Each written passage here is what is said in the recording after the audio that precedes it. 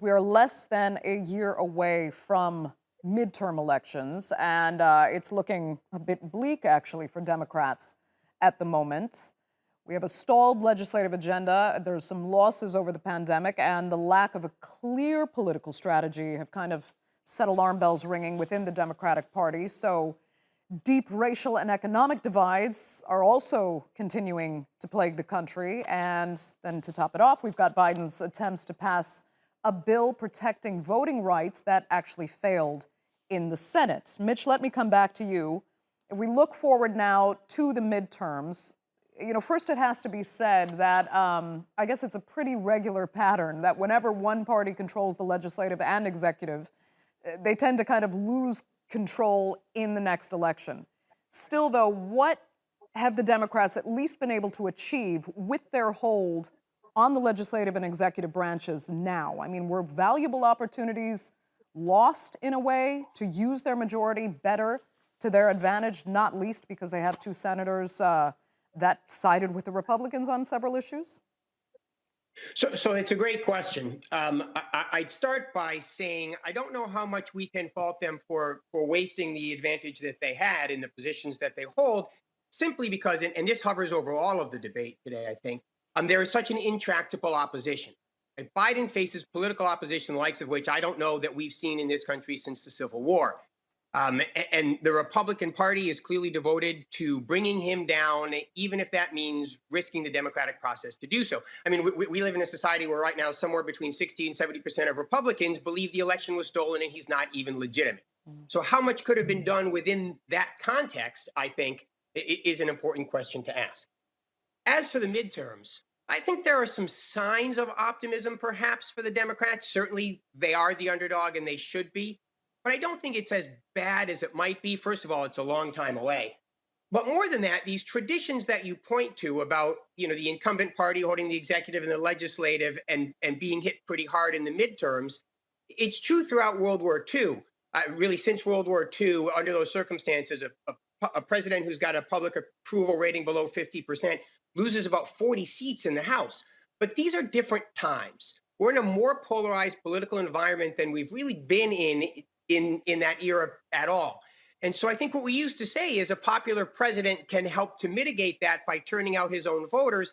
We no longer run elections that way. It's less about turning out your own, less about mobilizing that middle ground voter by being really popular, and it's more about mobilizing against the opposition. So I think there are still some cards to play for the Democrats in justifiably pointing out some of the threats that the Republican Party presents. And I think that might mitigate some of the losses.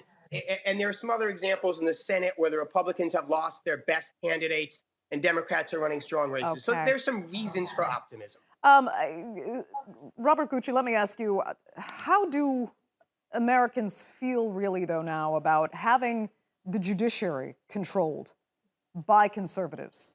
That's not up for election.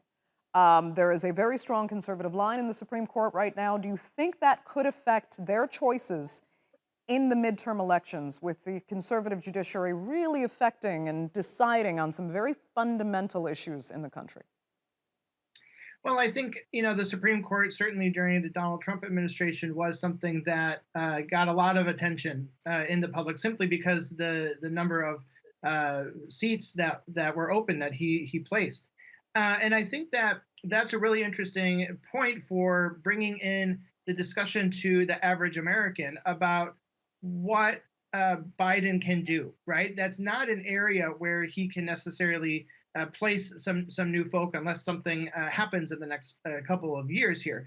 But I think that he needs to come out and say where he stands in terms of the role of the court, the role of these different branches, and really bring down to a level playing field here, a conversation about the different, about how politics works. I mean, if he's going to be known as just a president who came in after Donald Trump, if that's where he wants to go, because quite frankly, it'd be nice to know kind of what Joe Biden stands for and where he sees himself.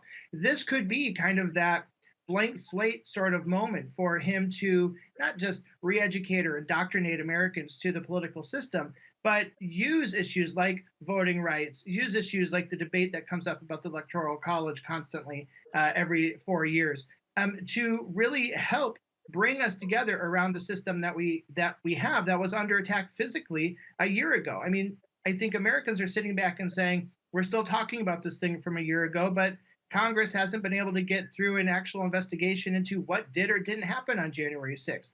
And so I think a lot of Americans are searching for what is the political system that we're in. And I think that this, if Joe Biden's going to be a one-term president, what is he going to leave in his legacy at this point? Could it be helping us come together around what our system is? Steve, go ahead. Yeah, look, here's how the scenario under which the Democrats win. And to get to your Supreme Court decision, if the Supreme Court outlaws, outright overturns Roe v. Wade, and the right to choose is eliminated as a federal right and goes away in dozens and dozens of states, that is going to mobilize Democratic voters. And there's a real possibility that this Republican-appointed majority Supreme Court could do that. If that happens, and at the same time, the economy improves because inflation does come down, but you keep unemployment low.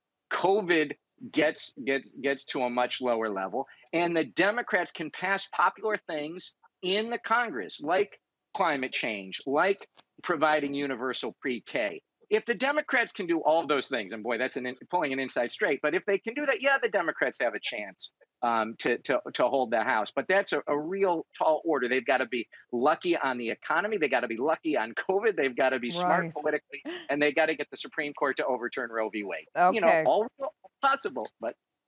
Steve, you will get the last word. So unfortunately, we're out of time for this edition of the Newsmakers. I'd like to thank all three of my panelists really so much for being with us, and our viewers as well. Remember, you can follow us on Twitter at @the_Newsmakers, and be sure to subscribe to our YouTube channel. I'm Andrea Sankey. We'll see you next time.